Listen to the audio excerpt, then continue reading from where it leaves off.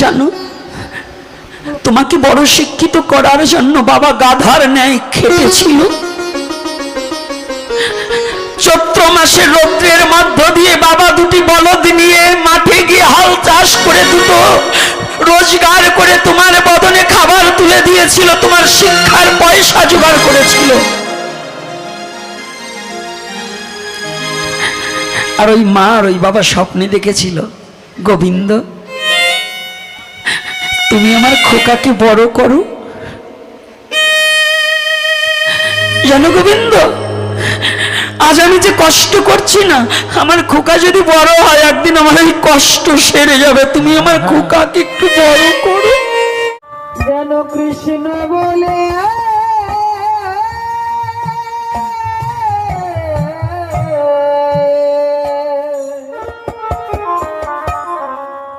কাঁদিতে। সত্য কথা বলুন, সনাতন ধর্মটায় আমাদের মধ্যে কিছু গুড়া ভক্ত আছে, সারা বছরে কোনোদিন ঠাকুর ঘরে যায় না। উনি জামাই বাড়ি আসলে পরে একাদশীর দিনেও মাংস রান্না করে, অথচ শব্দ হয় এত গরম কি, একাদশীর দিনেও জামাইয়ের জন্য রান্না করে, অথচ কোনোদিন ওই ঘরে যে বিগ্রহ প্রতিষ্ঠা করা আছে বিগ্রহে একটা তুলসী দেয় না। এরকম ব্যক্তি আছে না মা? আছে না মা? আচ্ছা বলুন দেখি, তার ছেলের যদি অসুখ হয়, সারা জীবনে ভগবানকে ডাকেনি, এইবার এই ছেলের অসুখ হইলে পরে এখন যাই যদি কান্না করতে করতে ইটের উপরে মাথা ঠুকাতে ঠুকাতে যদি রক্ত বের করে দেয়, তাহলে ভগবান শুনবে? কারণ জীবনে তারে ডাকনি, তার সাথে তোমার সম্পর্ক নেই, তার সাথে তোমার পরিচিত নেই। তাহলে এইবার তোমার বিপদে পড়ছে, এখন তোমার ডাক শুনবে কেন? কি এটা শোনার কথা?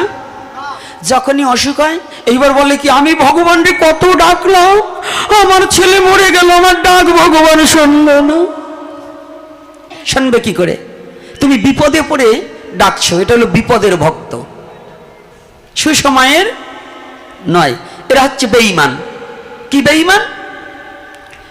কিছু সংখ্যক লোক আছে, বন্ধু যখন উপকার করে তখন বন্ধু খুব ভালো, আর যখন কিছু দিন যায় বন্ধুকে ভুলে যায়। কি আছে কিনা বলুন? হ্যাঁ, সাবধান, ভুলেও কোনো মানুষকে টাকা ধার দেবেন না, আর যদিও ধার দেন তাহলে নিদাবি করে দেবেন যে ওটা আর ফেরত আসবে না। কারণ টাকা দেবার গেলে, টাকা যখন নেয় লোক কতবার ঘুরে, আর দেওয়ার পরে আপনি তার পাও ধরবেন, কান্না করতে হবে, তারপরেও টাকা দেওয়ার চায় না। আমিও কিন্তু এরকম পড়ছি বিপদে। কথাটা বুঝতে পারছেন তো? তাই বলে কি ধার দেবেন না, বুঝিয়ে শুনে দিয়েন। অজাগা দিলে কিন্তু এইরকমই আমার মতো অবস্থা হবে। তো এই জন্য আমরা হচ্ছি বেঈমান। ভগবান আমাদের এত কিছু দিয়েছে, তথাপি ভগবানের কাছে এই অনন্ত কোটি ব্রহ্মাণ্ডের খালি আমরা চাই চাই চাই। প্রত্যেকটা ভক্ত চাই। এই যে আমরা এখন যা ভক্ত হয়েছি না, মালা তিলক যতই পড়ি না কেন, এই চুল রাখছি, দাড়ি রাখছি, আর যতই গেরুয়া বস্ত্র পরি না কেন, রঙিন বস্ত্র পরি না কেন, ভগবানকে একটু শান্তিতে ঘুমাতে দেই না কেন? কারণ কি জানেন? কত বড় স্বার্থপর আমরা জানেন? ভগবানকে একটা প্রণাম করে 10টা চাই, শুধু চাই আর চাই। বলুন এখানে একেবারে সত্য কথা বলবেন, আমরা প্রণাম করি ভগবানকে একটা, বলি আমাকে ভালো রেখো, আমার ছেলের চাকরিটা করিয়ে দিও, আমার ছেলে যেন পরীক্ষায় পাশ করে, আমার মেয়ে যেন ভালো করে বিয়ে দিতে পারি, আমার স্বামীর শরীরটা খারাপ, তুমি একটু সুস্থ করে দাও, আমার বাবার বাড়ির আমার ভাইয়ের চাকরি হচ্ছে না, সেটা করে দাও। কি এরকম বলি না? বলি কি না বলুন? আর সত্য কথা বলবেন। প্রণাম করি কয়টা? চাইলাম কয়টা? আচ্ছা তাহলে আপনি বলুন তো, আমরা কত বড় স্বার্থ নেশি। আমার কি লাগবে ভগবান জানে না? জানে কিনা? যে অনন্ত কোটি ব্রহ্মাণ্ডটাকে যিনি নিয়ন্ত্রণ করে, যিনি অনন্ত কোটি ব্রহ্মাণ্ডটাকে শাসন দণ্ড দ্বারা শাসন করে রাখতে পারে, আমার মতো পশুর কি লাগবে এটা কি আমার ভগবান জানে না? তাহলে তার কাছে চাইতে হবে কেন? তার কাছে চাইতে হবে কেন? যে না চাইতে বিশ্ব জগতের সমস্ত কিছু আমাকে দান করে দিয়েছে, তার কাছে চাবো কেন? কেন চাইব? চাওয়া যাবে না। অভিশাপের কথাটা শুনেছেন না? এই অভিশাপ দিয়ে একটু শুরু করি, তারপরে আবার এইখানে এসে লীলাটা বিশ্রাম দেব। একটু অভিশাপ দিয়ে, একদিন অভিশাপটা কেমন হতে হবে, অভিশাপও গ্রহণ করা যায়, অভিশাপেও জীবনের মুক্তি ঘটে। অভিশাপে জীবনে মুক্তি ঘটে, আশীর্বাদেও মুক্তি ঘটে না। যদি বলেন কেন? আমাদের জগৎ সিচুয়েশন, এই জগৎটা নিয়ে একটু কথা বলে তারপরে মাধুর্যপূর্ণ আলোচনায় প্রবেশ করি। অভিশাপও কখনো আশীর্বাদ হয়, আশীর্বাদও কখনো অভিশাপ হয়ে যায়। আমাদের সমাজে বর্তমান যুগে প্রেমের খুব অভাব ঘটে গেছে, প্রেম বস্তু নেই। মাতৃত্ব প্রেম, পিতৃত্ব প্রেম, বন্ধুত্ব প্রেম, ভ্রাতৃত্ব প্রেম আছে? আর সত্য কথা বলবেন, আছে? আজকে ছেলে মাকে চেনে না, মা ছেলে চেনে না। সমাজের যে একটা পরিণতি ঘটছে, বাপ ছেলেকে চেনে না, ছেলে বাপকে চিনছে না, ভাই বোন তাদেরকে প্রতি কোনো মায়া মমতা ভালোবাসা প্রেম কিচ্ছু নেই। সব যেন আজকে ছাড়ে খাড়ে যেতে চলছে। তো একজন মায়ের আজকাল ইদানিং অনেক জায়গায় দেখি ছেলে কোটিপতি কিন্তু মা বাবার জন্য ভালো জায়গা হয় না। সমাজের দিকে তাকালে খুব কষ্ট লাগে। ছেলে বিল্ডিং এ থাকে, মা একটু বয়স্ক হয়ে গেছে দেখে একটু প্রস্রাব পায়খানা এখন আর নিজের মতো করে আর সেই আগের মতো করতে পারে না বিধায় নিজেরা বিল্ডিং এ ঘুমিয়ে এই পুষ মাসের মধ্যে, মাঘ মাসের মধ্যে দেখা যায় কারো মাকে কারো বাবাকে বাড়ির পাশে ছোট্ট একটা ঝুপড়ি করে দিয়ে তার মতো রেখে দেয়।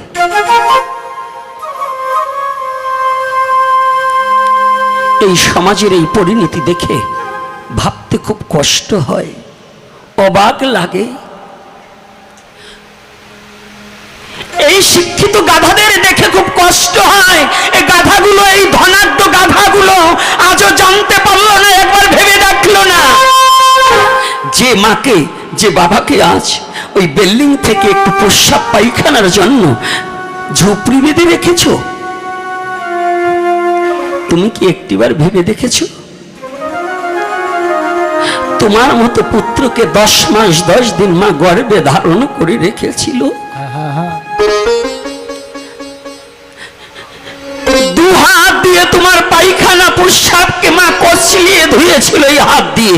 সেদিন অন্য কেউ তোমার নোংরাটাকে পরিষ্কার করেনি। রাতের অন্ধকারে 10 বার যদি তুমি প্রস্রাব করে থাকো, মা ওই ভিজা জায়গাটায় শুয়েছিল, তোমাকে শুকনা জায়গাটায় শুয়ে রেখেছিল।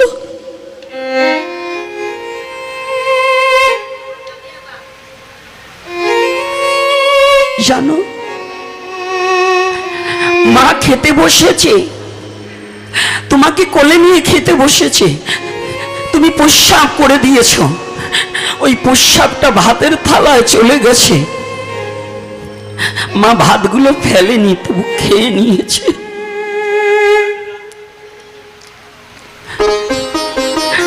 জানো, তোমাকে বড় শিক্ষিত করার জন্য বাবা গাধার ন্যায় খেটেছিল। চৈত্র মাসের রৌদ্রের মধ্য দিয়ে বাবা দুটি বলদ নিয়ে মাঠে গিয়ে হাল চাষ করে দুটো রোজগার করে তোমার বদনে খাবার তুলে দিয়েছিল, তোমার শিক্ষার পয়সা জোগাড় করেছিল। আর ওই মা আর ওই বাবা স্বপ্নে দেখেছিল, গোবিন্দ তুমি আমার খোকাকে বড় করো। জানো গোবিন্দ, আজ আমি যে কষ্ট করছি না, আমার খোকা যদি বড় হয় একদিন আমার এই কষ্ট সেরে যাবে, তুমি আমার খোকাকে একটু বড় করো।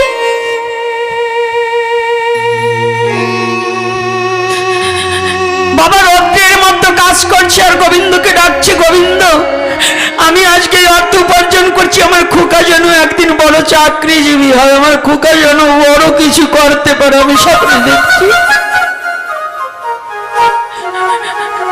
রাতে ঘুমাতে পারে না, রাতে ঘুমায় না। আমার খোকা কবে বড় হবে, আমার খোকা যেদিন চাকরি করবে, আমি চাকরিজীবীর মা হব, আমি চাকরিজীবীর বাবা হব, আমার কত আনন্দ। গোবিন্দ, যদি রাতে একদিন জ্বর হয়েছে, জানো রাতে যেদিন জ্বর হয়েছে সবাই ঘুমিয়ে পড়লো, ওই জনম দুঃখী মাটা কিন্তু ঘুমায়নি, মাথার কাছে বসে আছে। আমার খোকারও বুঝি শরীর খারাপ।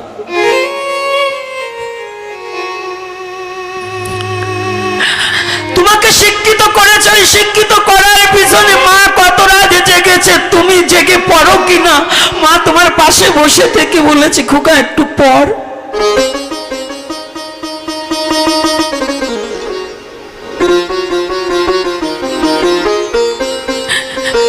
খোকা বড় হয়েছে, শিক্ষিত হয়েছে, চাকরি পেয়েছে। আজকে তুমি সেই খোকা যে মা বড় স্বপ্নে দেখেছিল খোকা বড় হলে চাকরি করলে আমার সমস্ত দুঃখ দূর হয়ে যাবে। আর আজকে তুমি চাকরিজীবী হয়ে, তুমি সম্পদশালী হয়ে, তুমি জ্ঞানী হয়ে সেই মায়ের দুঃখটাকে আর ঘুচাতে দিলে না। যে মা নিজে না খেয়ে তোমার প্রাইভেটের টাকা জোগাড় করেছিল, যে মা নিজের অলংকার বেচে দিয়ে তোমার স্বপ্ন পূরণের জন্য, চাকরির জন্য টাকা দিয়েছিল, আজকে কি করেছো জানো? তুমি বিদ্বান হয়ে সেই মাকে ঘর থেকে বের করে দিয়ে বাইরে বসিয়ে রেখেছো।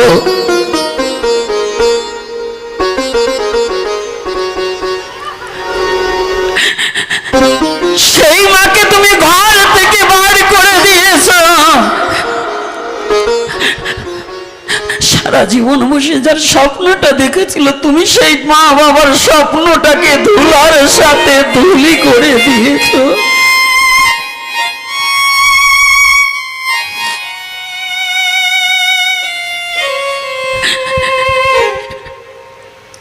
আজকে তুমি তাকে বাইরা বাইর করে দিয়েছো 10 মাস 10 দিন। তোমার মতো বোঝাটাকে বক্ষে ধারণ করে ঘুরে বেরিয়েছিল। তোমাকে বিশ্ব জগতে প্রসব করার জন্য কত নারী ছিল, কেউ কাঁদেনি, শুধু সেদিন তোমার মা কেঁদেছিল তোমাকে প্রসব করার জন্য। ওই যন্ত্রণা সহ্য করেও গোবিন্দকে বলেছিল, এই যন্ত্রণা আমার কাছে কিছু নয়, যদি আমার খোকা একটিবার আমাকে মা বলে ডাকে। জনম দুঃখী মা,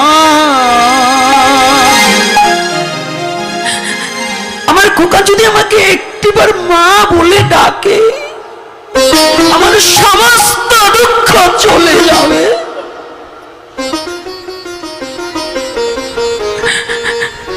আর তুমি চাকরিজীবী হয়ে মাটাকে আজ বাইরে বাড়ি রেখে দিলে, ঘরের বাইরে বের করে দিলে।